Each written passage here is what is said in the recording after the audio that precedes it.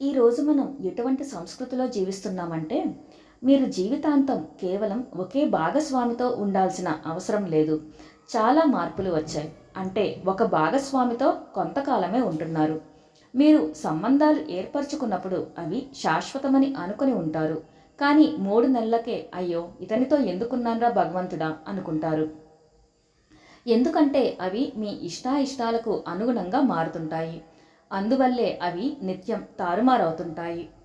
అవి దెబ్బతిని అస్థిరంగా మారినప్పుడు అనవసరంగా మీరు ఎంతో బాధని, క్షోభని అనుభవించాల్సి ఉంటుంది. మీరు ప్రేమలో పడటం, మళ్ళీ దాని నుండి బయటికి రావడం అనేది చాలామందితో తరచుగా చేస్తుంటే, కొన్ని రోజులకు మీరు పూర్తిగా ముభావంగా అంటే నంబుగా తయారవుతారు. రుణానుబంధం అనే కర్మ ఏర్పడుతుంది. దాని కారణంగా మీరు ఎవరినీ ఇష్టపడరు. కర్మలోని ఒక అంశమే రుణానుబంధం. ఇది ఒక నిర్దిష్టమైన కర్మ సంబంధిత నిర్మాణం. ఎప్పుడైనా మనుషుల మధ్య కలయిక జరిగినప్పుడు కానీ, ఒక వ్యక్తితో మనం మసలినప్పుడు కానీ రుణానుబంధం అనేది ఏర్పడుతుంది. ముఖ్యంగా 2 శరీరాలు దగ్గరైనప్పుడు గాఢమైన రుణానుబంధం ఏర్పడుతుంది. శరీరంలో అది ఒక రకమైన రికార్డింగ్ వంటిది. జరిగినవన్నీ శరీరం రికార్డ్ చేస్తుంది. ఒకవేళ వేరే శరీరంతో దగ్గరవడం జరిగితే అక్కడ ఉండే ఆ శక్తిని గుర్తుపెట్టుకుంటుంది.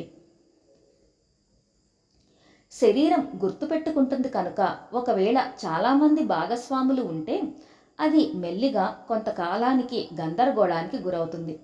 ఈ గందరగోళం మీ జీవితంలో కొన్ని లక్షల మార్గాల్లో బయటపడవచ్చు. మీ మనసు గందరగోళానికి గురైతే మీరు ఏదో విధంగా దానితో జీవించేస్తున్నారు. కానీ మీ శరీరం గందరగోళానికి గురైతే మీరు పెద్ద సమస్యల్లో చిక్కుకుపోయినట్లే. చాలా రకాలుగా ఇప్పుడున్న ఆందోళన, అభద్రతాభావం ఇంకా దుఃఖానికి ముఖ్యమైన కారణం ఏమిటంటే మన శరీరాలు గందరగోళానికి గురవుతుండడం. కొంతకాలానికి ఏ కారణం లేకుండానే మీరు వెర్రితనంలోకి వెళ్ళిపోగలరు. శరీరమే గందరగోళంలో ఉన్నందున మనుషులు ఎటువంటి కారణం లేకుండానే వెర్రితనంలోకి వెళ్ళిపోతారు. మొదటి విషయం, చాలామందితో శారీరక సంబంధాల వల్ల శరీర గందరగోళానికి గురవుతుంది. మీరు తీసుకునే ఆహారం మరొక విషయం. ప్రజలు కొంచెం ఎక్కువ ధనం సంపాదిస్తే చాలు, ఒక భోజనంలోనే అన్నిటినీ తినేయాలనే భావనతో ఉంటారు.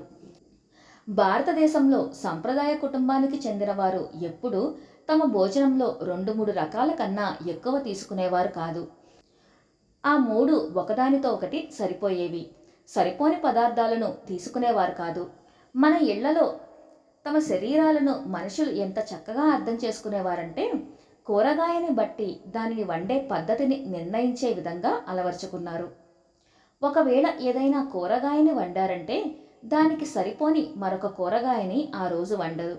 అలా వండితే శరీరం గందరగోళానికి గురవుతుందనే విషయాన్ని వారు గ్రహించారు.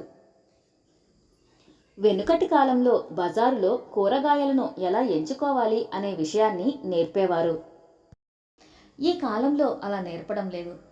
ఈ కాయగూరని కొంటే ఇది కొనకూడదు, ఎందుకంటే 2 రోజుల వ్యవధిలో ఈ రెండిటిని తినకూడదు, ఇది తింటే అది తినకూడదు అని చెప్పేవారు. శరీరం గందరగోళానికి గురవుతుందనే విషయం వాళ్లకు తెలుసు.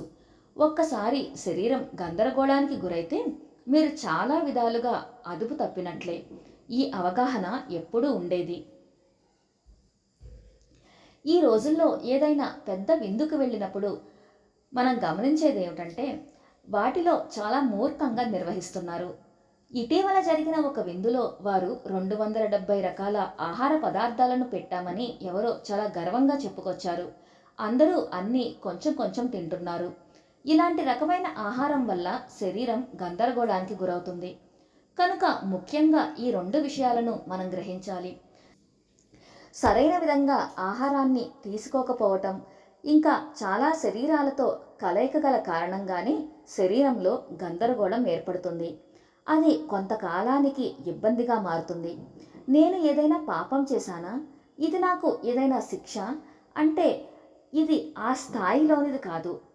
ప్రతి చర్యకి ఒక పర్యవసానం ఉంటుంది. ఇది నైతికతకు సంబంధించినది కాదు. ఇది ఒక జీవిత ప్రక్రియ. మీ మనసుతో కొన్ని పనులను చేస్తే కొన్ని పర్యవసానాలు కలుగుతాయి. అలాగే మీ శరీరంతో కొన్ని పనులను చేస్తే కొన్ని పర్యవసానాలు కలుగుతాయి. ఇలాంటి విషయాలను లోతుగా అర్థం చేసుకుని జీవితాన్ని వాటికి అనుగుణంగా ఓ నిర్దిష్ట పద్ధతిలో తీర్చిదిద్దారు. ఇప్పుడు స్వేచ్ఛ పేరుతో ప్రతిదాన్ని కూలగొట్టి క్షోభ కొని తెచ్చి పెట్టుకుంటున్నాం.